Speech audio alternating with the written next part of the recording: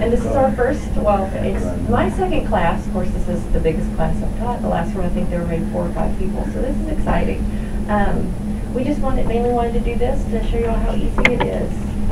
You know, even if you don't do this 100%, you know, just incorporating it little by little just makes it so much easier to actually do it. I know that's the way I started, was just doing little by little, because it's hard to just go full-fledged and, you know, into it, because you do start craving some of those other things. So if you just, you know, start with dessert or start with breakfast or lunch, you know, it just, you feel better about yourself, and it just encourages you to get started. The first thing we were going to start with was the truffles. The reason we're going to start with these first is because we do need to, once we make the batter, we're going to stick it in the freezer so that it can harden, so that we can make the truffles. I'm going to use just one of these. But we do have some already made, just to make sure that they do get done in time for us, because they do have to set a little bit. Let's see. And this, I'm going to show y'all, she didn't have any cashew butter. And so we were going to make it, and someone came here yesterday and she said, no, let's make it fresh. And we used, is that the Champion? Is that the Champion? And she stuck these, I didn't believe that it was going to work, and she stuck the cashews in there with a little bit of, I think she used coconut butter or coconut oil in with it. And it literally just came out as a butter. So I said, I'm going to buy one. So that's how we made this. You can actually buy it, or you can make it yourself. And so we're just going to put, this was 3/4 of a cup. That's just almonds by itself? That make cashews. I mean cashews. And you can they were not soaked. They were not soaked cashews. They were dry and fresh. In our second thing that we're going to make, we're actually going to soak the cashews. Now, cashews are a nut that they do not contain an enzyme inhibitor, so they do not have to be soaked. But when you're using them in a certain recipe, you want to soften them, mainly for the blade of whatever you're going to be using, and it just makes the consistency a little bit easier. And then we're going to do some agave, 1/2 of a cup of agave.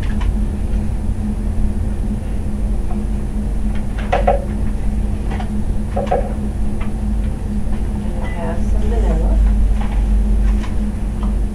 And is no one in here's nut allergies, right?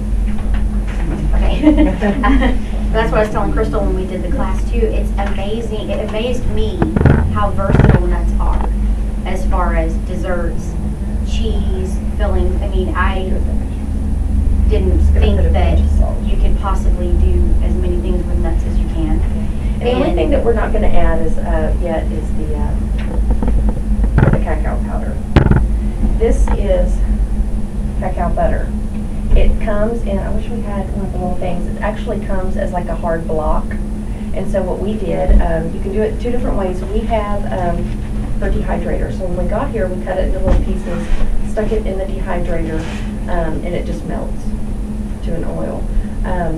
You can also take 2 metal bowls, put hot water in one, and then put the other one inside and just let it sit. It does take a little bit longer, but it does work.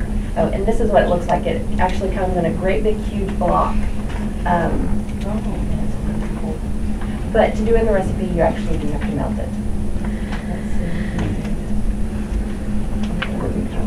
Let's see. Is it bitter to the taste, or is cashews when you put them in the Champion? What did you put with the cashews? Taste, I would say. She used a little bit. You could use any kind of an oil, but she used coconut oil. Coconut oil, okay.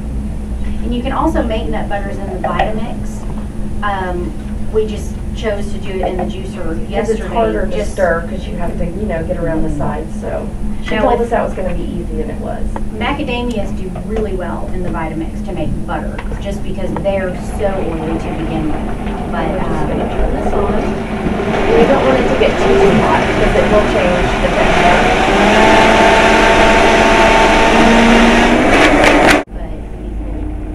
Slowly kind of add this in there little by little. What is that? That's the cacao powder. Okay.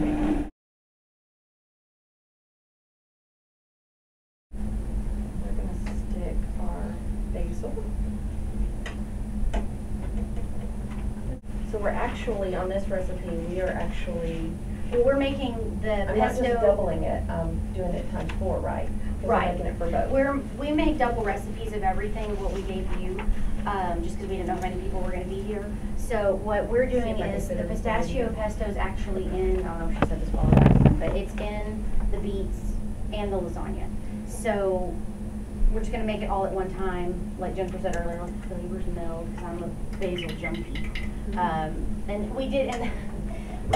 Bailey did our board for us, but just basically, because we wanted you to know too, some of the, it's not all about just eating raw, it's about what you're actually putting into your body, and there's so many benefits. I mean, even I didn't know some of them, like I didn't know basil was good for gas and stomach pains and cramping, and I mean, and I love basil, so it's like, whoo-hoo, even better, and there's just so many health benefits, and it's so good to do your research on what you're eating, because like you said earlier, raw food, it just gets, you get bored with it. Nobody wants to just eat salad all the time or carrots. And I have and everything syrup. in here now, all the ingredients for that, just everything goes.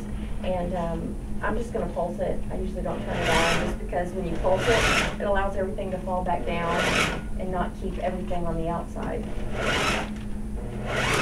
And one thing that we did learn in our class was Matthew was telling us, and you actually heard the same rule in one of the videos, but in a Vitamix, you always want to put your liquid first, right? In a food processor, you actually want to put your heavier items first and your liquids on top, and it doesn't bind up as much. And I didn't know that either. I always thought liquid first on everything kind of gets it going, get the juices flowing. Do you need extra? You want to add a little more olive oil to it? Yeah. And you can just kind of look at it and see the consistency of it. And I want this to be a little creamier versus chunkier, so I'm going to add a little bit of olive oil to it. And you want this to have some texture. Texture is good. Throw this. Yeah, because you're going to need. You kind of see it's got a nice thick chunky texture to it. It smells so good. Where ravioli, keep the scraps for your juicer or your smoothies. But all we did was, I had completely read pictures earlier. I put the mandolin on the thinnest slice possible. I didn't, but use your finger there. And we just sliced them. We don't have a beet left to show them what we did to make it easier. No, I sliced them all. But I'm going to show them when we do the lasagna. Basically, all I did was slice them as thin as possible. We brushed them with a little olive oil and sprinkled a tiny bit of pink Himalayan salt on there. You can leave them regular and just eat them like that. They have a little crunch to them. Crystal likes them a little softer because of her braces, so we put them in the dehydrator. It lets them break down with the salt and the oil, and they get a little softer. But either way is fine. If you want to just scarf them down right away and completely raw, they're still really good. For about how many minutes? We had them in there, We didn't have them in there very long, maybe what, 20 minutes? But But I had it on really low too, because if you do dehydrate them too long, the sides kind of start to curl